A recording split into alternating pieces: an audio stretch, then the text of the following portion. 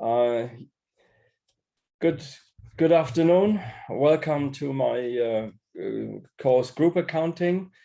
I think I have all seen you because you have probably been with my BACC course and my PACC course.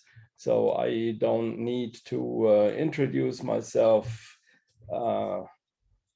So let me just all right, so let's start. Well, I think I don't need to introduce myself. You know me already.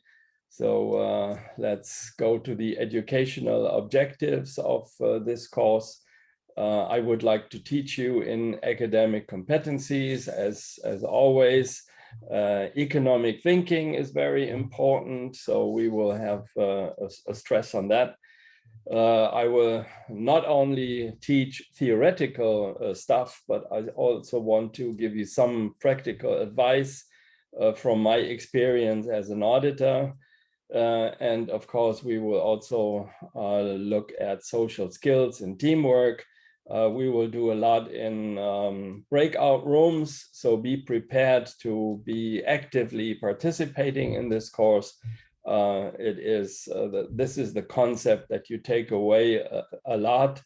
So you should A, view the slides, B, understand the slides, and C, actively participate in the discussion, because then you're able to apply what you have just learned in theory. You can apply that in your daily discussion. So please follow my concept. All right, so I would like you to identify and understand economic problems and think in a solution-oriented way. So we don't look at history, we just look at the future and how to make things work for us. And that is look at the solution and then try to work towards that solution. Well, then prepare you to work in an international business environment and organizations, and be able to shoulder your responsibility in that professional life. And of course, well, I'm not talking small stuff. I think we all want to be in executive positions. So that's what I would like you to prepare. All right. So those were my educational objectives. What about learning objectives? Well, this course is about business combination. So it will make you aware how business combination is working and how it is accounted for in a separate financial statement, but also in consolidated financial statements. So we will look at both separate financial statements and consolidated financial statements. You should, well, learn about the purpose, the principle, the rules and procedures of the preparation of consolidated financial statements, group accounts, but not only under IFRS, because I will also look at VAS this time for the first time. So we will look at the consolidated financial statements of Wiener Milk. And I think I have learned a lot in the last years. So also about VAS. So I can show that there is no big difference in making consolidated financial statements under VAS or under IFRS. So you not only learn for the international financial reporting standards, although this will become more and more important in Vietnam, as you know. Well, then the third thing would be to understand why consolidated financial statements are more meaningful than separate financial statements.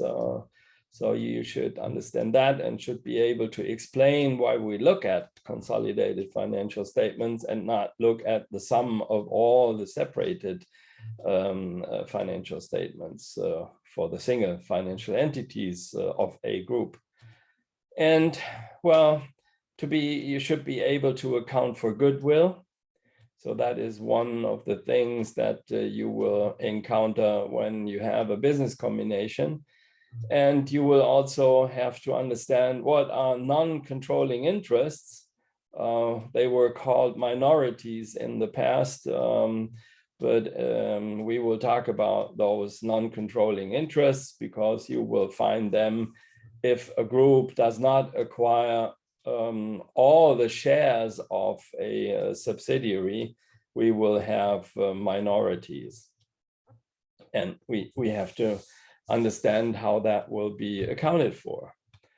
And then we will go into the technique, how consolidated financial statements are prepared and necessary eliminations and other steps are performed to set up group financial statements. Well, I base, of course, the course on IFRS, but you should understand that VAS works the same. So to be able to apply IFRS to typical consolidation issues in group financial statements, we will also have a look at that one. All right, so we're in a university. You're not just learning when being present in this online course. You have the chance of studying also some books and literature. So the authoritative literature is the standard. So I have uploaded several things where you can look at and have a good overview of what there is. You can get hold of the IFRS standards. There are books on the standards and on the interpretations. You have learned about that in the PACC course. The basic literature that I use for this course is by Tom Clendon, A Student's Guide to Group Accounts. Well, it's the second edition, 2013. There is no later version available. Why is that? Well, the principles didn't change. So there was no need to update that book, and I think it's still valid, and I use that book as a basis.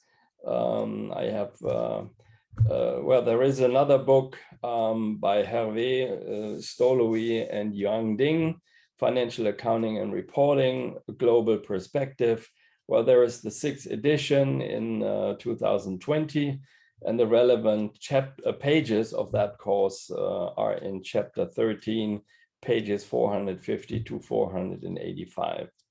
But you could also grab the 5th edition. I think that is available in the library in Binjun, if you can go to that place. So we will use 2 annual reports for practical insight. And I really would suggest that at least you read the Daimler Group financial year 2020, the annual report. It is available on the internet, but I also uploaded that one to a VGU e-learning platform. So you can have an easy access to this report. Don't print it. Yeah? Think of the environmental consequences when you print all that stuff. Just keep it in your computer. I think that is okay. The other annual report that we will be looking at is the Wienermilch Consolidated Financial Statements of 2020. I also have downloaded it to my computer and then uploaded it to VGU Ilias. So you can get hold of that one. All right. So there are a lot of links that I would suggest to you. Well, there is the official website of the standard setter, www.ifrs.org. Well, in the past, I used to tell you, There is a cheap possibility to get to the standard, to the literature. Unfortunately, when I updated this course, it didn't allow me to go to the IFRS website over my IAAER account. So I am sorry, this is no longer possible. So you have to find other means like I have. The Big Four are offering a lot of very good literature about group accounting. So go to Deloitte, PwC, EY, and also KPMG, and you find their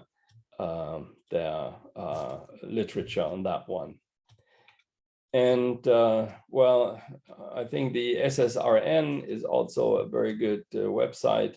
It's a social science research network, and you find a lot on accounting, on group accounting, and things like that.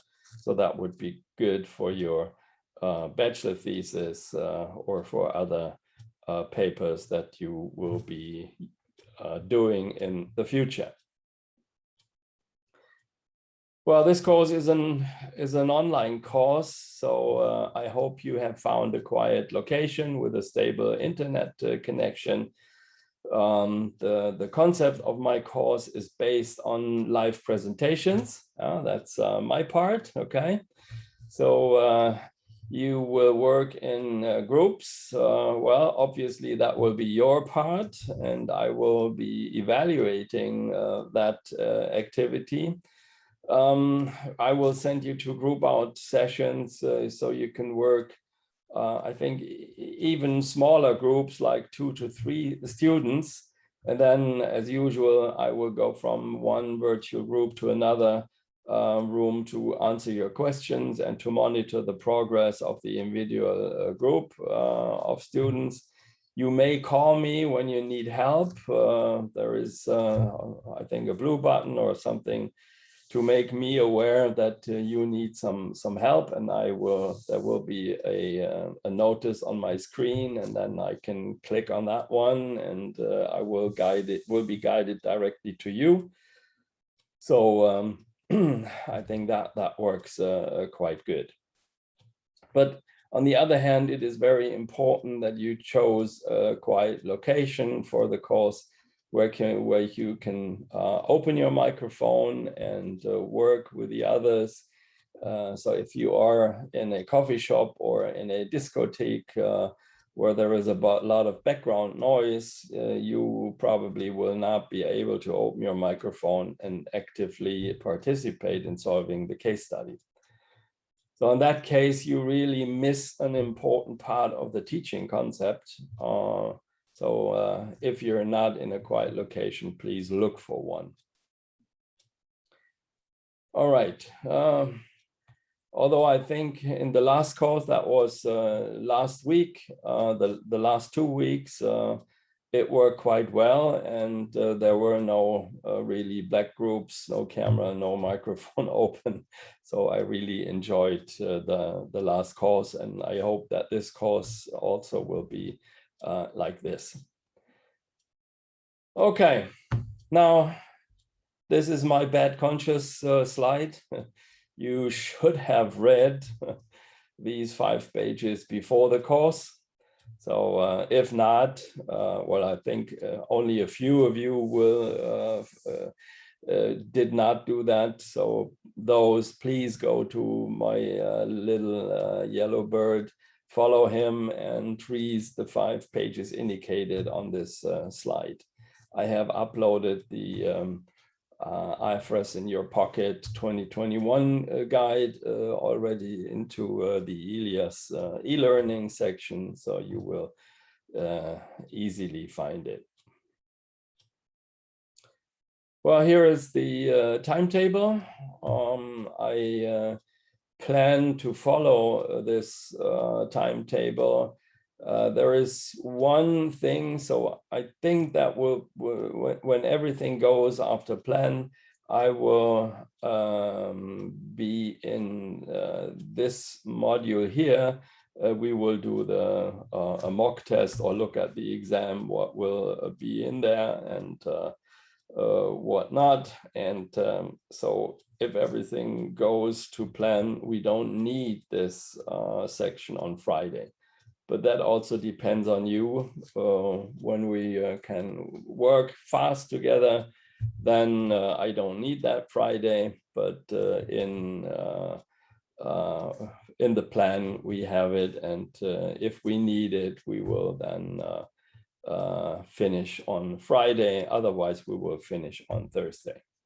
Okay, so that's the timetable. And well, you might be interested what is in the content. So here is the volume table of content. We will first look into consolidation. So what is it in general? What is the theoretical background? We will look at definitions, which is very important. We will look at parent companies and subsidiaries. We will look at the principle of control that is used to distinguish between companies and subsidiaries. We will then look at special animals where there is a joint control. So there are obviously several parents to jointly control an investment, an investee, so to speak. We have also more interesting animals like associated companies. We will look at those, what is it and what makes them associated. Obviously, they are not controlled, so at least they should have a significant influence. So if you have that, then we are talking about associated companies. And where there is no control, no significant influence, we have no significant influence, and that is a normal investment, which a company just holds for financial purposes. Well, we will then look at a complex example to find out what are parents, what are subsidiaries, what are joint arrangements, what are associated companies in a real group. So that is the example for that one. And then we will go into the consolidation theory. We will find out what there is, how many theories there are, how many methods to consolidate, and well, to account for the other investments that will not be consolidated but will be shown on the balance sheet. All right, and then we will do a first practical case study after we have looked into the theory and get some practical insight. How does that work in general in practice? So we just make one quick and dirty consolidation. So we will then in the future, in the further examples, we will be more detailed. So the first practical example is really one thing that is very easily to understand, and you just get an idea of what you are doing in this course.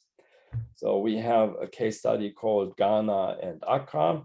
So Ghana is the parent, Accra is the daughter, and Ghana buys Accra, and that is the case study. Okay, so that is the introduction. Then I will go into the consolidation process.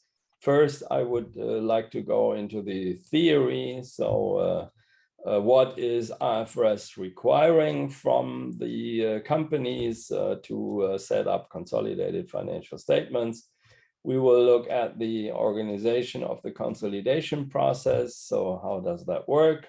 What are the prerequisites? So do we have to have the same year-end date? And if not, what do we have to do? Do we have the same accounting framework? If not, what do we have to do? Then we will go into details and look at the accounting for business combinations. We will look at 5 case studies to first look into the fair value of investment of the subsidiary. So that is the principle in consolidation, that we will value any subsidiary at fair value. So normally in the single financial statements, you know that these companies are valued at book value. So in the single financial statements, you have the book value. And now we have to change that book value of the assets and liabilities into the fair value, and then put that into the consolidated financial statements. So that is the first thing that we have to do. We have to find out the fair value of the investment. Then we have to do the first steps. We have to determine what is the purchase price, and then we will have to find out goodwill. You already know that from the PACC course. If there is a positive difference, then we call this goodwill. So if the purchase price is higher than the assets, the net assets acquired and the net assets valued at fair value, then we have a positive, or if we have a positive difference, that is called goodwill. But in very seldom cases, you will have a negative difference, and that may be a badwill.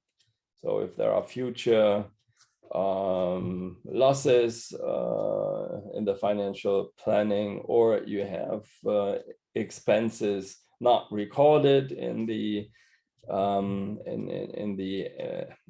investee, then you will have a badwill. And maybe you put it into capital reserve, or you put it in provisions. You already know that. Or in very, very seldom cases, you have a lucky buy, a first day gain. So we will look at this one also with some case studies, and we will do the debits and credits, how that will be accounted for. Then we will look at non-controlling interest. So if a company does not own all 100% of a subsidiary, then the difference is called a non-controlling interest, and we will look how that will be accounted for. And then we will do the purchase price allocation. We will allocate the purchase price to the various assets and liabilities of a company, of a subsidiary. And then we have some other issues in accounting for business combination. And after that, we will account for subsidiaries and do a full consolidation. So first we will do the equity consolidation. This is also called capital consolidation.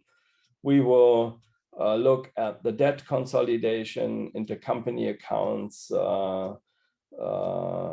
and then we will eliminate internal income and expenses, and then eliminate unrealized profits. And then the result is the group statement of profit or loss.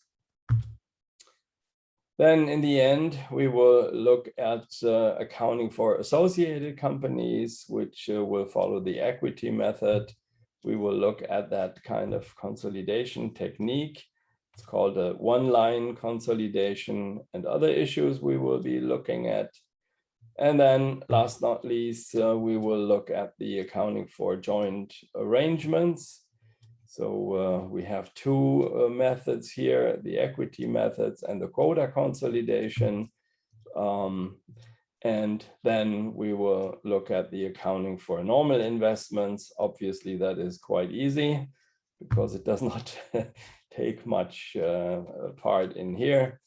And then we have special issues like foreign currency issues, because in a group you often have foreign companies that are in the group. So what are we doing with foreign currency in that in the consolidation?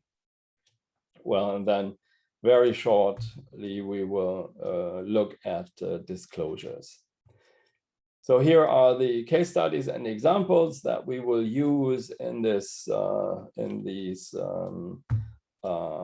in the course, and well, then we can start with the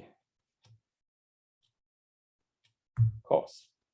So I just let in another student.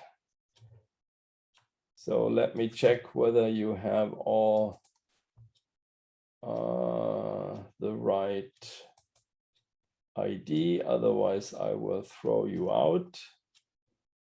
Well, Kan Ho, you were probably the last one to come into the course. Please change your name to the ID first and then name, otherwise I will put you back into the waiting room.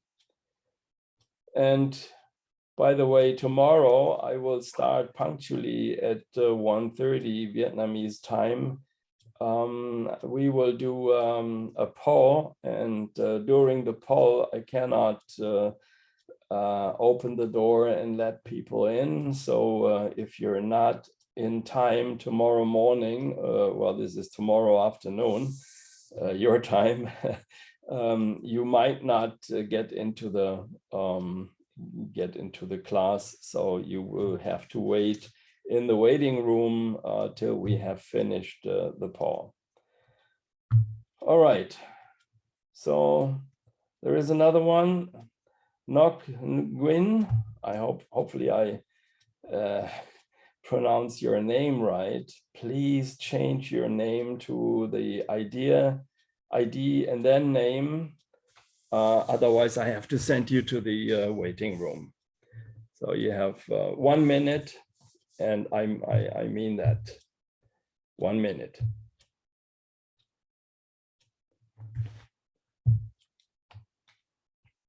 Okay, thank you. Good. So are there any questions? No. Okay, well then, let's go to Introduction to Consolidation. Well, my learning objectives for this chapter is, well, you should explain why group accounting is so important. And you should be able to distinguish the various types of entities,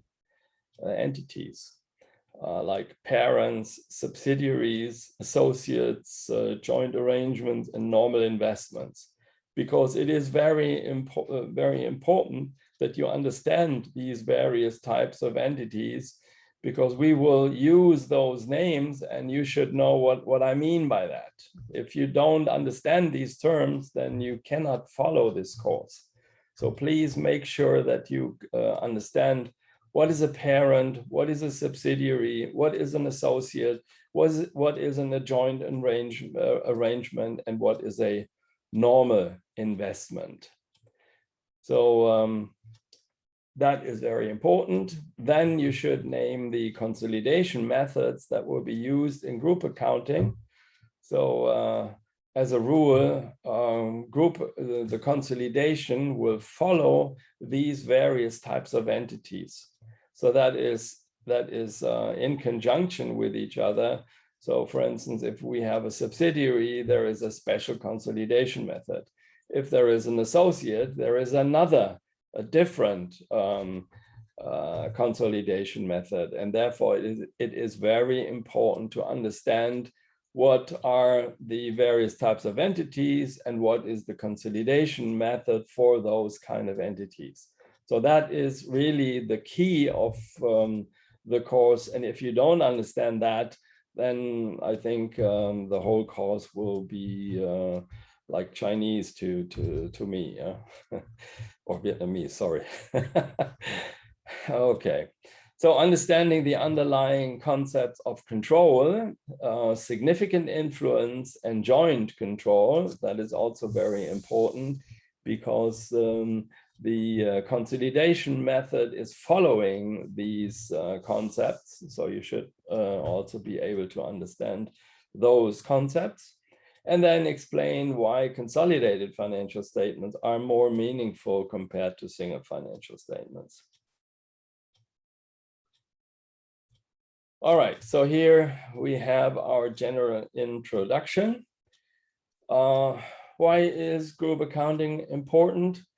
Well, globalization is one thing. Companies are doing more and more business on a worldwide basis. I was very happy that when I received my new smartphone, it's a Korean one, Samsung, and inside it says, manufactured in Vietnam. Yeah. So you see, I'm using, even if I'm sitting physically in Germany, I use a lot of Vietnamese produced products. And well, that is a fact. There is a global working together. There is a global companies are going global, and therefore there is more and more business being done together. And I think that is a good idea. It's better than making war against each other. Let's compete with good ideas and good products, and well, I think we all will profit from that. Although I understand that at least the last 4 years, when there was this blonde guy in the White House in the US who said America first, which from my perspective is a stupid idea. Well, that of course was a little bit of a break of that trend. So at least the US tried to go more on a nation base rather than thinking on a global basis. But I think that under Biden, the next president, that will change, although I think, and that is what I think is generally the trend, that everyone is, of course, looking first at oneself and then look for the others. But in the end, we have that trend, the globalization trend, and I think also Corona did some negative, had some negative influence on that trend, because there were a lot of delivery chains were broken, and we see that at the moment in the UK. You don't have enough truck drivers to deliver the fuel to the gas stations. In Germany, we have a lot of problems with importing chips for making of cars and other products. So there is a lot of disruption going on according to Corona, but I think that will soon end, and then we will see the trend again very clearly.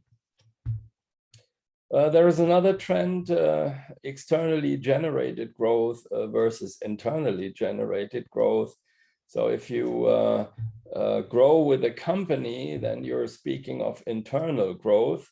When the group will grow because it acquires other companies, then we are speaking about externally generated growth.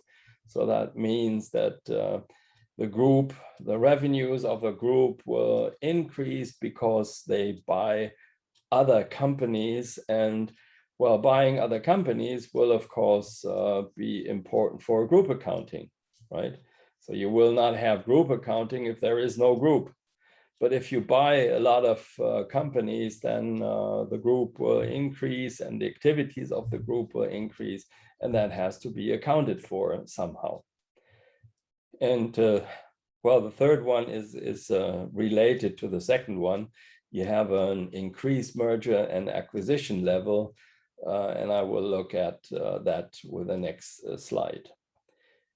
And well, there is a consequence of that one because of the globalization, because of the increased mergers and acquisition level. We have to account for these things comparable.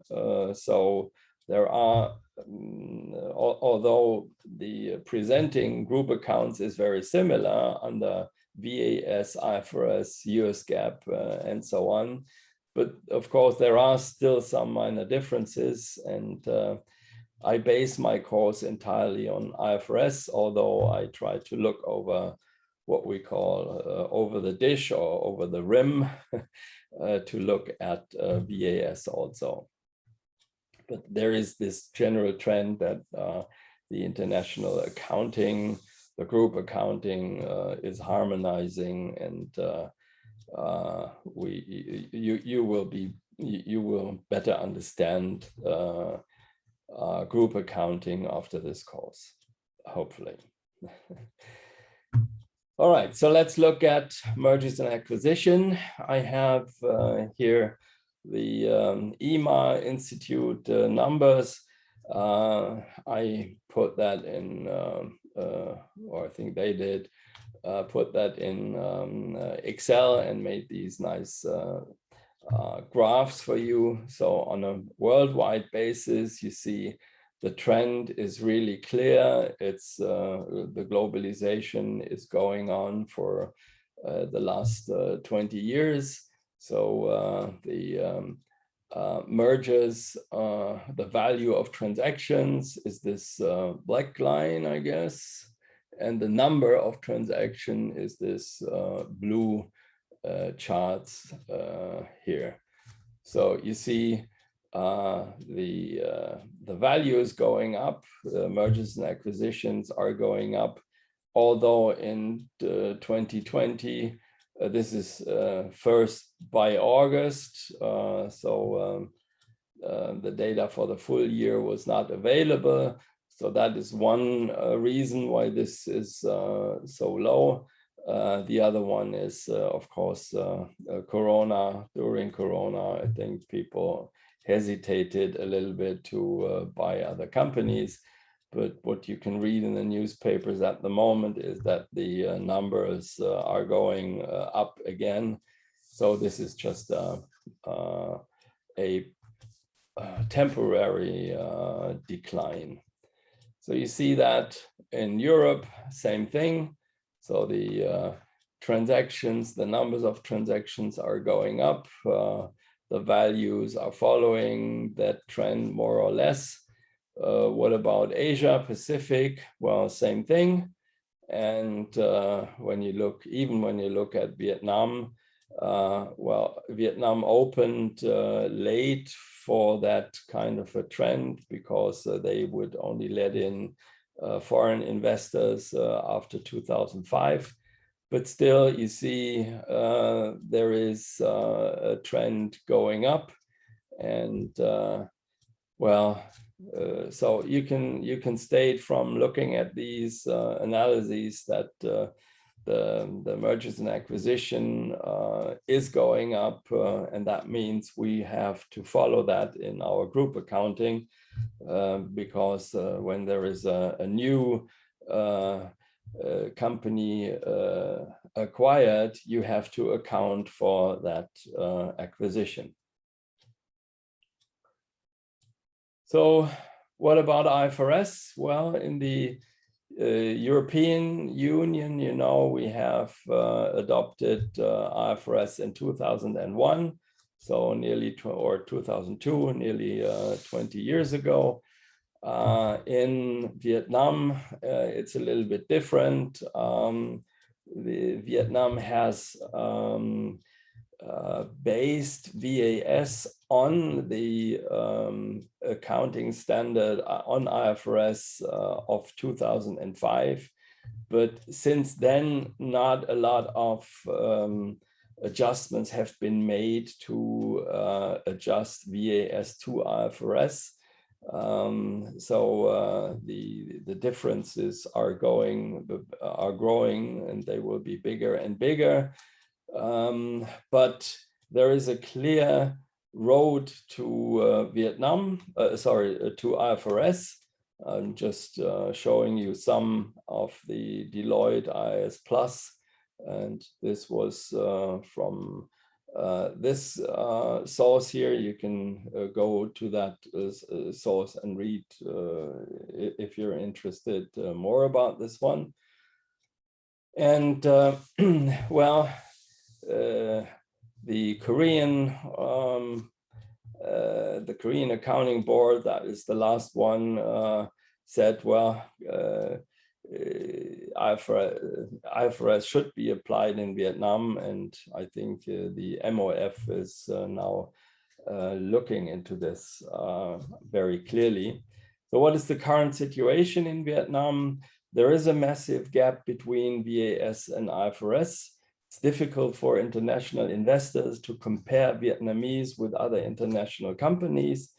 But that, of course, means that the big four and also other accounting firms get a lot of business in translating VAS companies' financial statements from VAS to IFRS. So back in 2001, when Germany decided also to take IFRS as a basis, KPMG, and I was a partner at that time in KPMG, we made a lot of money with helping external foreign investors to understand German accounting and then translate those HGB numbers into IFRS numbers.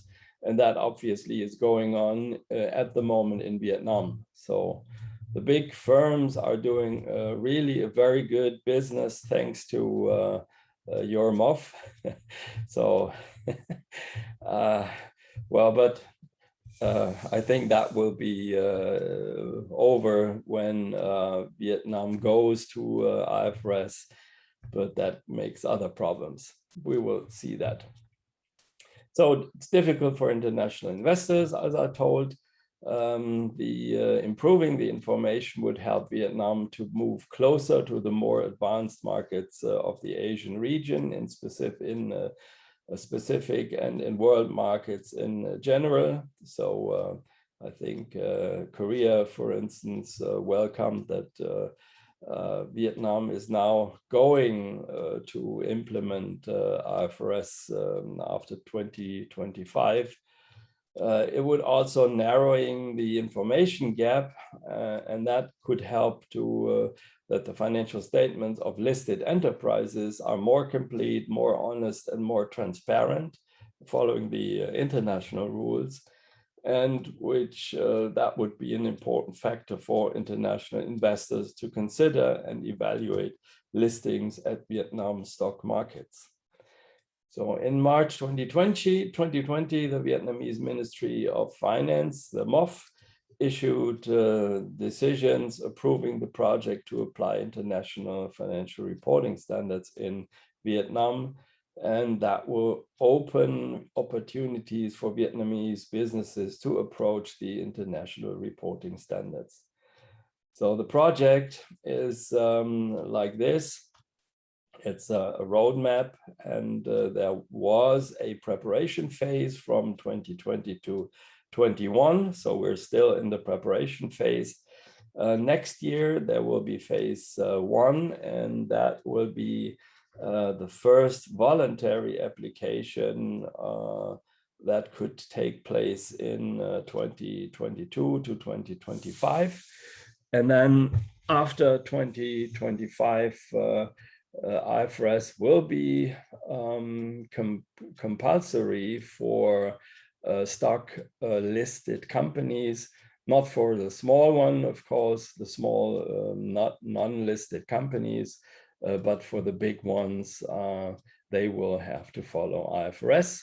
And well, then probably when the big companies have to follow IFRS, then they will no longer have to prepare VAS financial statements in addition to IFRS.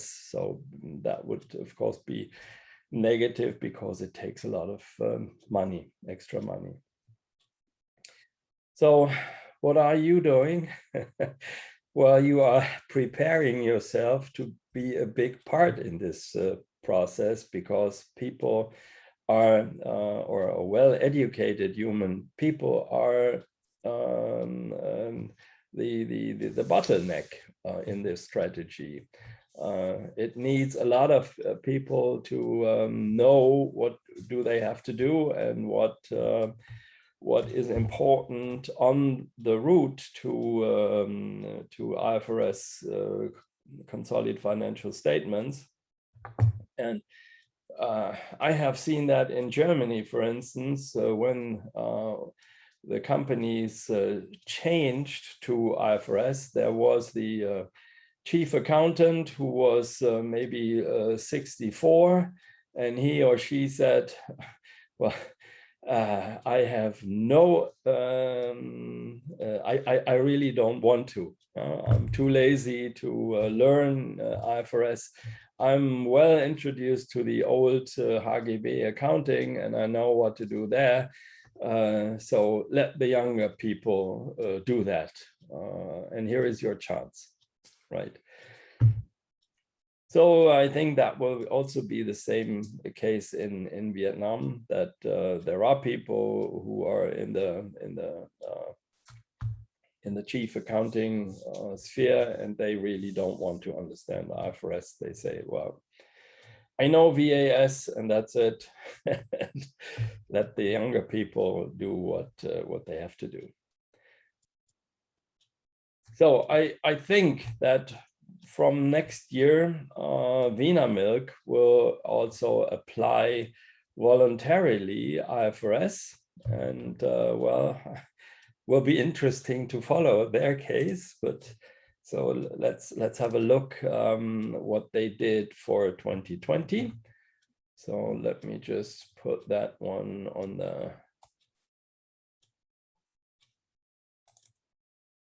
on the screen. Well, it does not work like this. So I have to change. The screen. So you should now see what I see. Yes, and on my control monitor, I can see what you see. All right, so let's look at Vinamilk. So this is the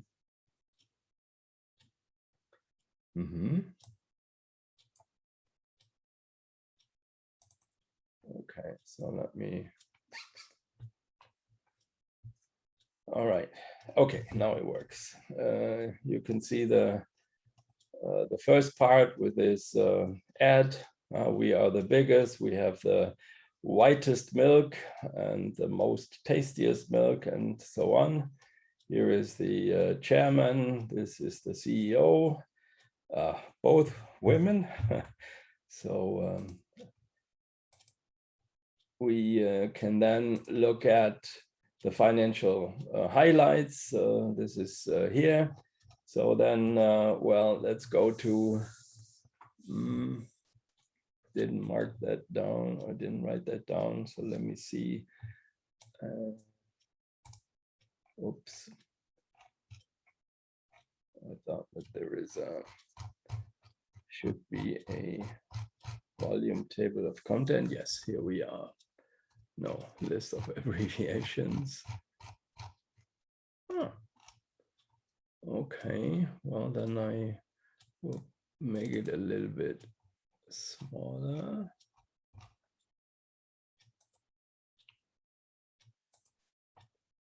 And then the financial statement. Here we are. Financial statements, and the financial statements are on page 136. So let me write that down so we can find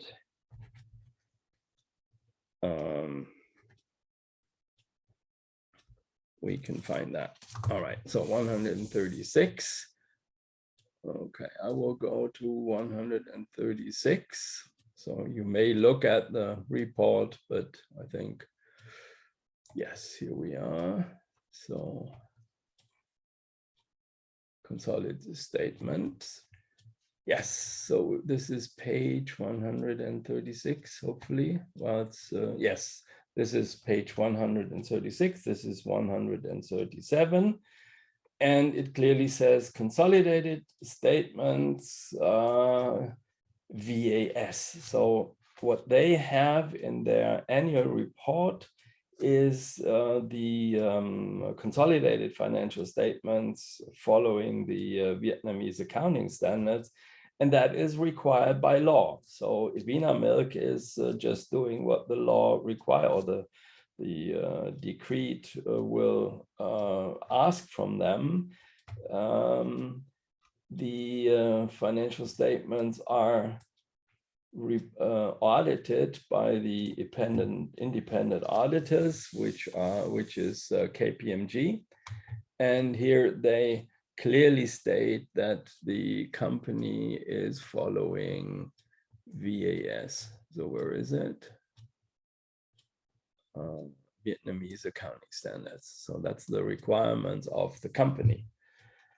And well, then we will look at the balance sheet, which is called the consolidated the consolidated statement of financial position. And well, but it clearly says that this is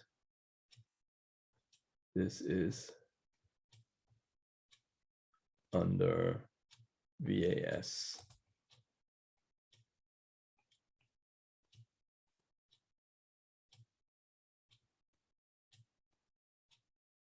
Okay, next is the assets and liabilities, followed by the equity. And then you have the consolidated statement of income. Then the consolidated statement of cash flows. And the notes to the consolidated financial statements. Okay, so when you look at the notes, then we will have a look. These are the subsidiaries that are included. We have some information on the group structure. We have a summary. Okay, that is what I'm looking for. Statement of compliance. So which rules do the accounting standards follow? And it clearly says here, the consolidated financial statements have been prepared in accordance with Vietnamese accounting standards, the Vietnamese accounting system for enterprises, and the relevant statutory requirements applicable to financial reporting. Okay, so they have set up their consolidated financial statement under VAS, the Vietnamese accounting standard, and here are some significant accounting policies that will be shown. Then they say who are subsidiaries, what are non-controlling interests, so what is loss, what is control, what are the associates, and well, they also talk about business combinations and things like that, and of course foreign currency transactions and foreign operations. So these these terms are really quite understandable also for foreign investors. So I think that is a good basis for them to change to IFRS. All right, so we have all these notes, and that you know that notes are quite a big content of the financial statements. We have all these notes to the consolidated financial statements, but they all relate to VAS. Now let's go through to the very end, because surprise, surprise, where is it? Notes, still notes to the consolidated statements. And here they have consolidated notes, and they clearly say this is VAS. And then a lot of information again. And then this is the end of the consolidated financial statements, VAS. And then there is a next section which says consolidated financial statements for the year ended 2020, prepared in accordance with international financial reporting standards. Whoa. Well, you know that IFRS is not considering this as enough, but let's first look at the consolidated financial statements under IFRS. So we have a consolidated financial statement of position. So you can look at the assets, total assets, the liabilities, and the total liabilities and equity. You may compare that to the VAS numbers. So you have the information. Then we have the consolidated statement of profit or loss, which is the comprehensive income. We have the consolidated profit or loss of the other comprehensive income, OCI. And we have the consolidated statement of cash flows. Okay. But that's it. There are no notes to these financial statements. So IFRS consider these to be incomplete, and you may not call these financial statements being made under IFRS because they will not give the complete picture. But I think it's because Wienermilch is not required to publish these numbers. So it's a first step, and probably when they are entering phase one, where they voluntarily apply IFRS, and KPMG probably will look at these, or another auditor. I don't know whether they will change their auditors. In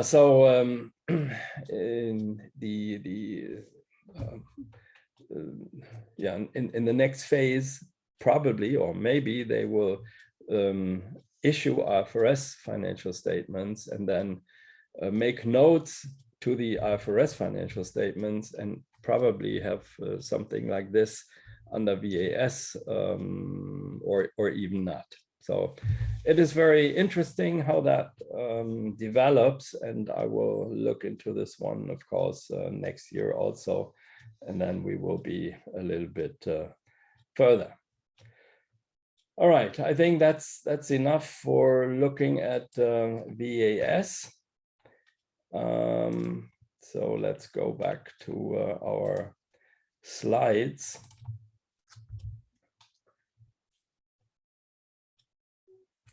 And well, we're here. We are still in the preparation phase. So voluntary application may be from next year on.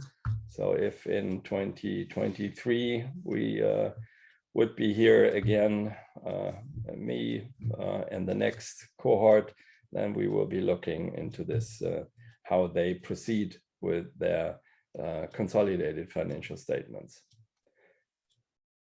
All right, so Any questions?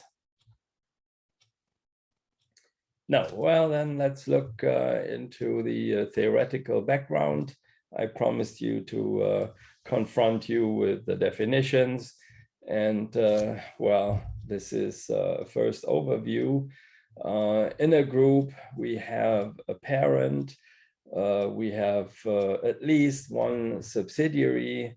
There might be more than just one subsidiary. This is following control, the control principle, and well, if you don't have control, you may at least have, or you may have significant influence. So that could also be relevant. So let's look at a group which is just consisting of two companies. One is called the parent and the other one is called the subsidiary. And the principle is control. So if one company controls another company, then we speak of the one who is controlling, that is the parent, and the other one who is controlled by the parent is the subsidiary. In Germany, we call it daughter. So if I, by mistake, use daughter company, that would be the direct translation of the German word Tochtergesellschaft. I mean subsidiary, right? So we would not use daughter company in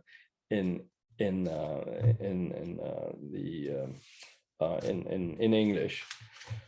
Okay, so the parent controls, the subsidiary is controlled, and then we are talking about a group that because we have one parent and one subsidiary. So if there is only a parent and there is no control, so the investment in which the parent is invested is less than 50%, that is not a group. It's not a subsidiary, and therefore you don't have a group because you have to have at least a parent and one subsidiary to form a group. So a parent and an associated company, or a parent and an investment, is not a group. Okay. So a group consists of many legal entities as a minimum of one parent and one subsidiary. Subsidiary is controlled by another company, and that company is called the parent company. A parent company controls at least one other company, the subsidiary. So what is control? Well, control can be exercised by means of the majority of voting rights. So if the parent has more than 50% of the voting rights, well, it can, in a shareholder meeting, they can decide what the subsidiary has to do. So the parent is in control if they have the majority of voting rights. But there could be other facts and circumstances where even if you don't have the majority of voting rights, you have maybe some contractual permission or factual circumstances, that would be the legal view, to control the subsidiary. For instance, if you have 48% of that investment, so 48% is not the majority of the voting rights. But on the shareholder meeting, only 90% are present. So 90% is the new 100%, and 48% or 49% based on 90% is more than 50%. So you have a factual control, and that factual control is important. So control could also be exercised by factual circumstances, which is the presence in a shareholder meeting of normally 90%. So that would help the shareholder that has 49%, that shareholder would have the majority based on that factual presence in the shareholder meeting.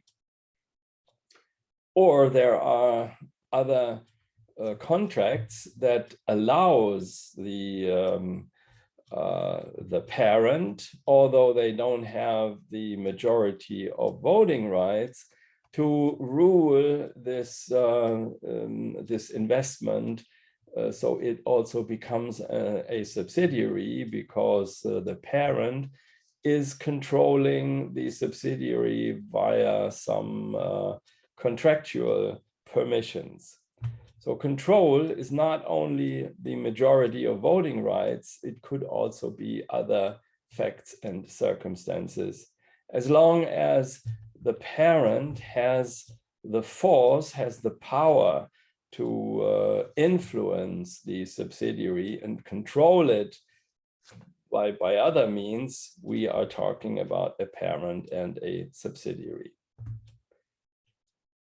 So an interest of more than 20%, but less or equal to 50, does not allow control, but it will give the investor a significant influence. So that is very important. We look at the relationship from an economic perspective. And when there is a voting right between 50 and 20%, we say, well, there is no control.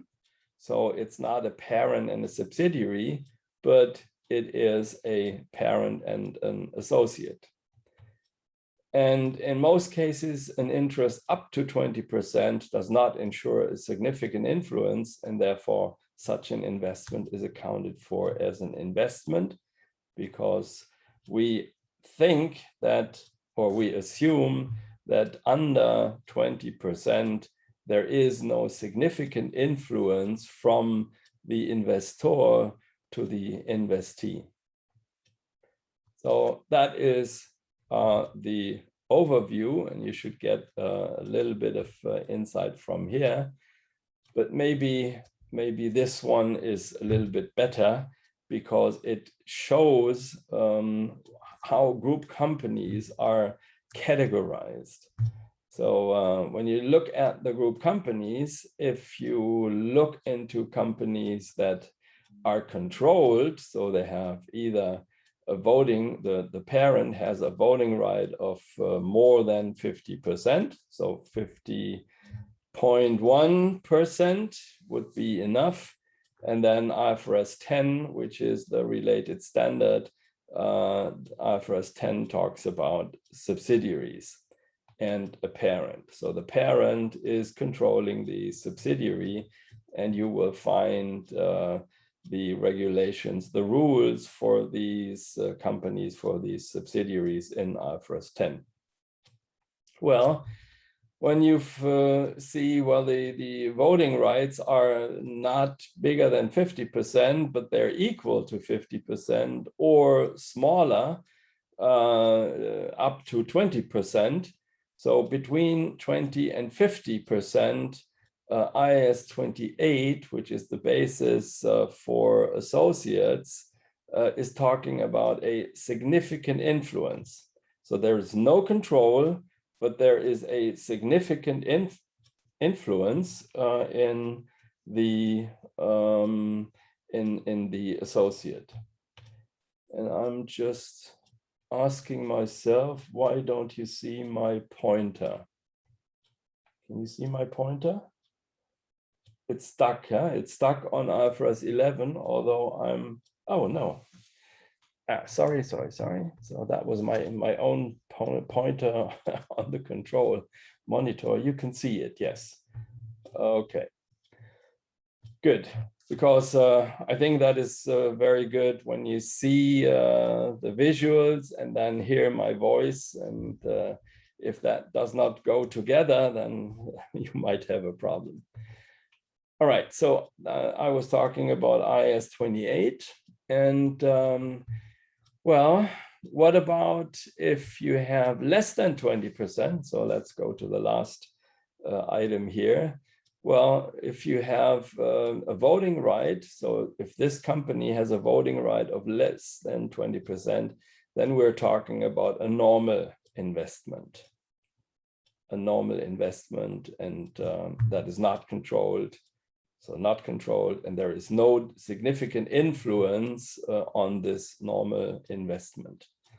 So as you see, the influence is decreasing from the left to the right. And then we have not spoken about this special animal, which is a joint arrangement. So we will look at joint arrangements in the at the end of the course. That is a special situation where you have maybe two investors, and they influence, they control the joint arrangement with two parents. So two parents have, let's say 50%, or three parents have 33.3%. So then we're talking about a joint arrangement. That could be a joint control or joint operations. We will look into that difference later. All right, so I think you now understand what is what categories you will find in a group, and you will find subsidiaries, associates, joint arrangements, and normal investments. So please print this slide and put it over your bed so you can remember all these percentages and terms that when I'm talking about a normal investment, you understand at once, Professor means an investment where the investor has less than 20%, and there is no control and there is no significant influence.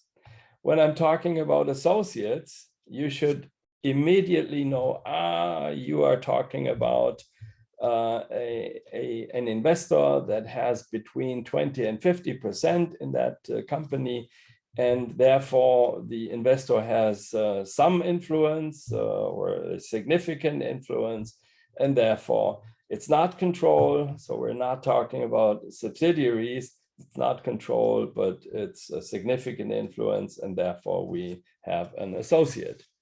And when I'm talking about subsidiaries, you should understand at once, oh, this must be controlled by the investor, either more than 50% or, other contracts or ways to control. Now, if you would ask me, well, is there a clear black and white distinction? So you said greater 50%. What about 49%? And we had that already.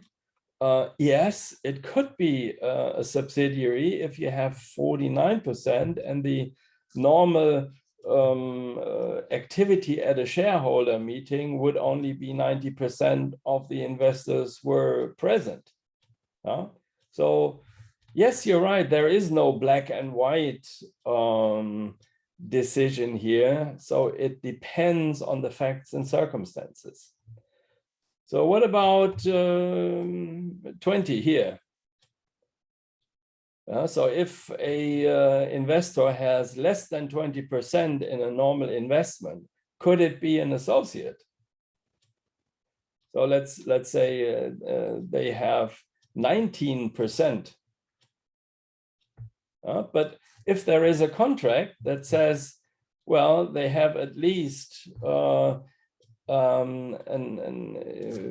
possibility to decide on the main operating activities of that normal investment, then there is something in the facts and circumstances that shows you that although the voting interest is less than 20%, they have influence on the operating activities, right? So please remember, there is no bright, clear line.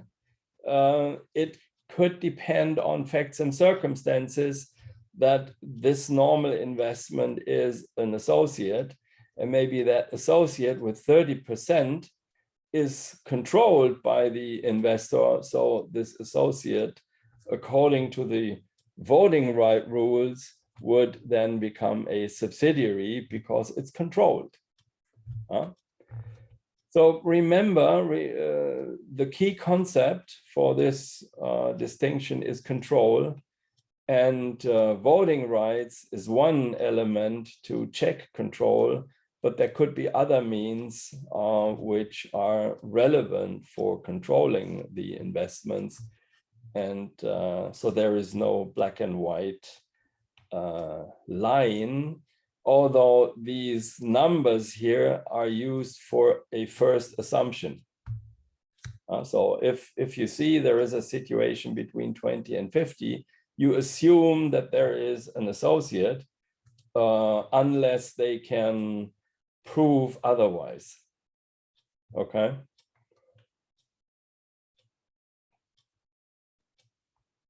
So first, what we are looking into is we are looking into the principle of control to find out whether we have a parent and a subsidiary.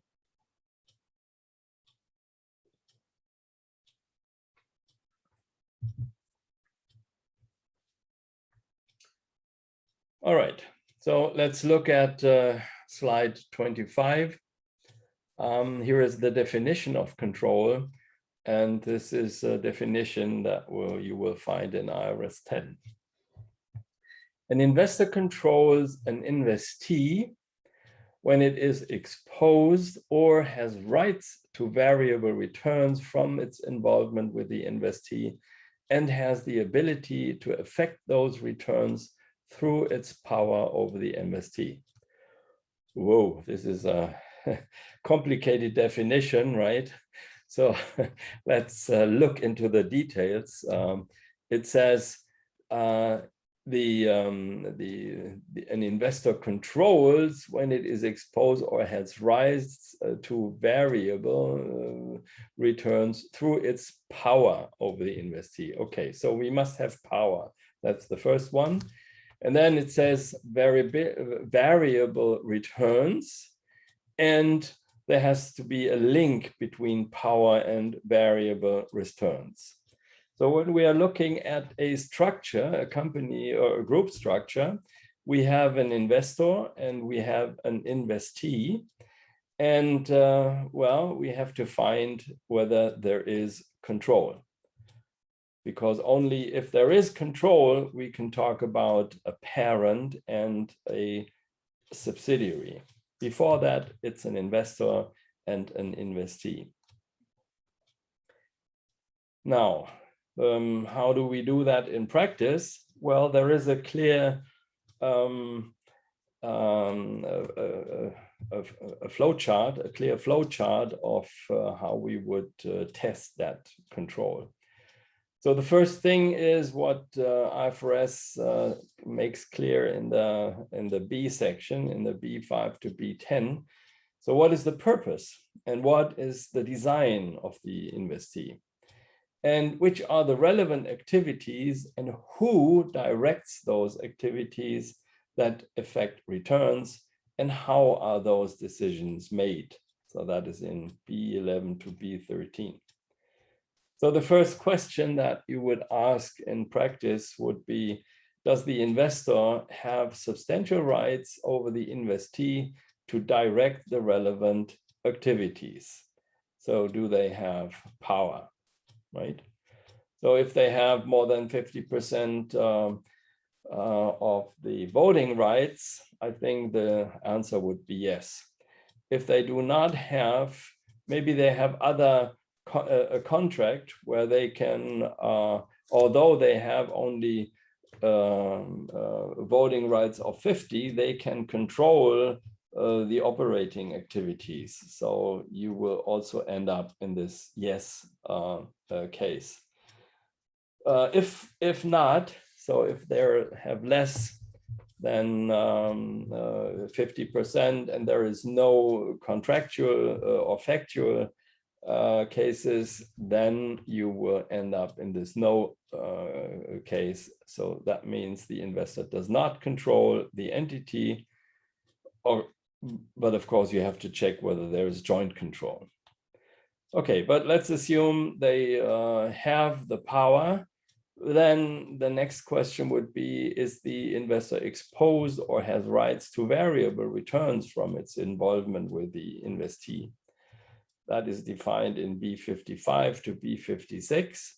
So variable returns is, of course, the dividend, is interest paid for loans and things like that, is a management fee, and there are a lot of variable returns.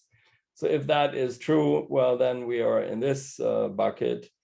If no, if the investor has no rights to variable returns, well, then we're in the no bucket and the investor does not control the entity.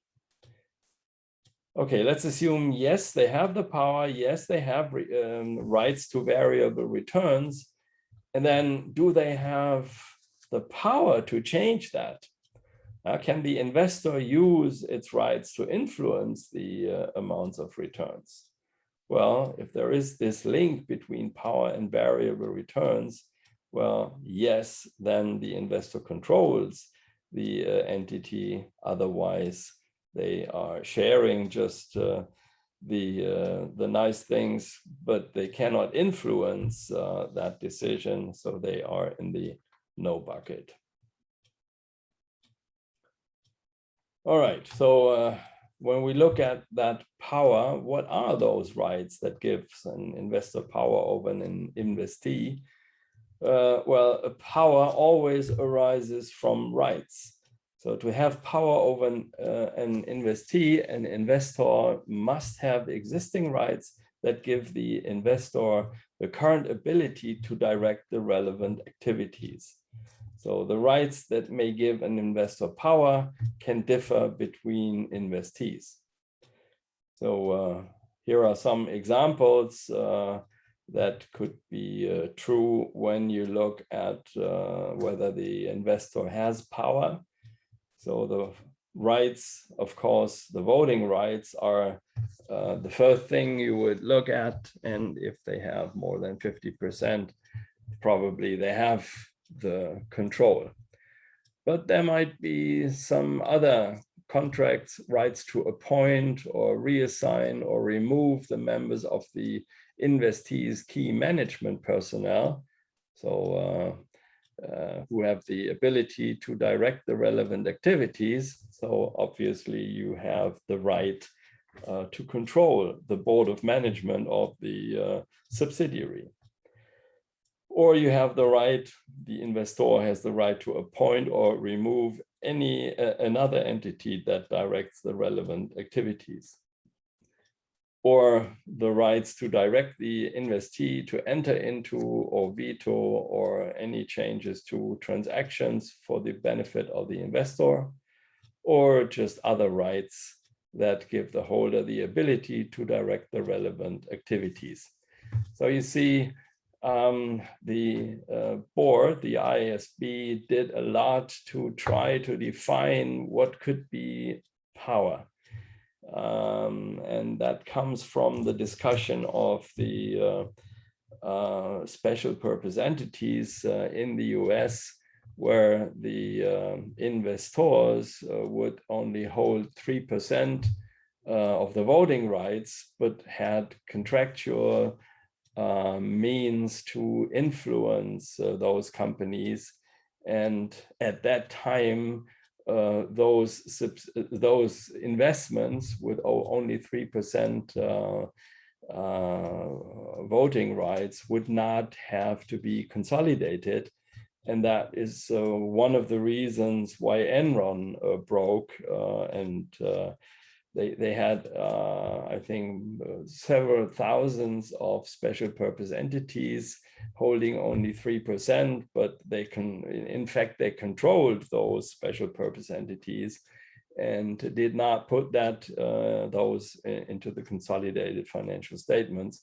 And that is why this discussion about power was going on, and it has been put into the IFRS 10 as a rule that there is a clear guidance. If you control another entity, then you should consolidate that. And if you control, it is a subsidiary, no matter how many voting rights you have in that company. Okay, so that is the power, the definition of power. What about the definition of variable returns? Well, the definition of the standard is that if the investor is exposed or has rights to variable returns from its involvement with the investee, when the investor's return from its involvement have a potential to vary as a result of the investee's performance.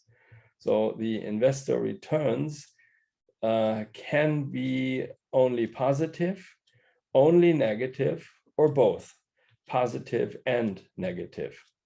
So if you have a dividend, that's obviously only positive. If you have an interest, you have to increase your share if the company is making losses, or you have to take over these losses, then obviously you have a negative return, which also is a variable return. And well, you could have both. You could have a dividend and you have to take over the losses if the investment is making losses. So you can have both negative and positive returns. Although only one investor can control an investee, more than one party can share in the returns of an investee. For example, holders of non-controlling interests can share in the profits or distributions of an investee. That does not make those non-controlling interests parents. Okay, so variable returns are returns that are not fixed and have a potential to vary as the result of the performance of an investee. And variable returns can be positive, negative, or both positive and negative. So when an investor assesses the variability on the basis of the substance of the arrangement and regardless of the legal form of the returns. So here we have a very broad definition because the IASB wanted to have some arguments if the companies are playing around with those rules, and they really wanted to make that clear that there are a lot of different possibilities, and you have to assess whether that is variable or not when looking at the facts and circumstances. So for instance, an investor can hold a bond, which is a loan to the company with fixed interest payments. The fixed interest payments are variable returns because they are subject to default risk, and they expose the investor to the credit risk of the issuer of the bond. So even if you have a fixed payment that could be a variable return because of the credit risk. So examples for variable returns are profits, losses, dividends, other economic benefits. When you think of management fees, the remuneration for services, the fees for providing an exposure to losses from credit or liquidity support, and variable interest based on entities' performance and not available to other interest holders. So not, of course, a normal loan, but a variable interest loan. So then the last one was a link. We looked at power, we looked at variable returns, and now we have to look at the link between those two things.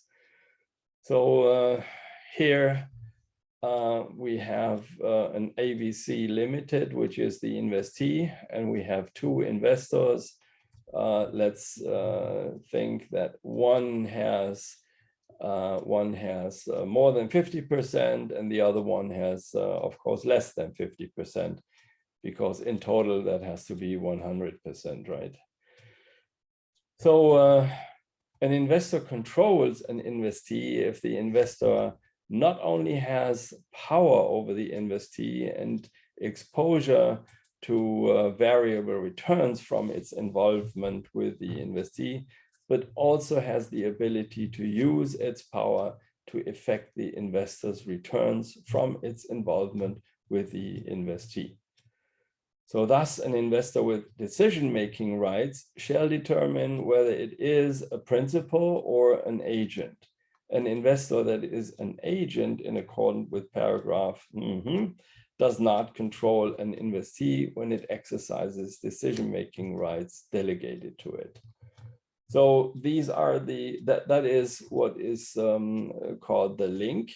So when, for instance, the investor, which has more than 50%, can change the operations of AVC, so it has the ability to use the power which it has over the variable returns that it will get back from the investee. So here we have a clear link between the power and the returns that the investor will get, because via the power, it can change the operation of the company, invest in this case, try to find a vaccine against corona, and so they have the link, and in the end they will be able to change the operations of AVC, and therefore they will get probably or hopefully a higher dividend, right? So the investor has the link to use its power, and then will get more of the variable returns. Whereas the other guy, the other company, they do not control the investee. So obviously this is maybe they have some significant influence, but they cannot control. So this is what we call a minority or a non-controlling interest. They are, of course, they are looking what the investor is doing, and if they got the right decision, they enjoy a nice share of those higher returns, but they cannot influence that. They do not have the control, and therefore there is no link between power and variable returns. They get, of course, they get variable returns. So the dividend is higher when the company is doing well based on the decisions of this controlling investor, which is then called parent subsidiary, and this is just an associate or a normal investee, and we have an investor here. So that is what the IFRS standard says. And before we look into joint arrangements, I think we all require a break. So it's 3:05 Vietnamese time. So I would suggest that we will do a break now, and then we will continue on let's say 25. Okay. Okay. So the course will continue at 3:25. See you later then.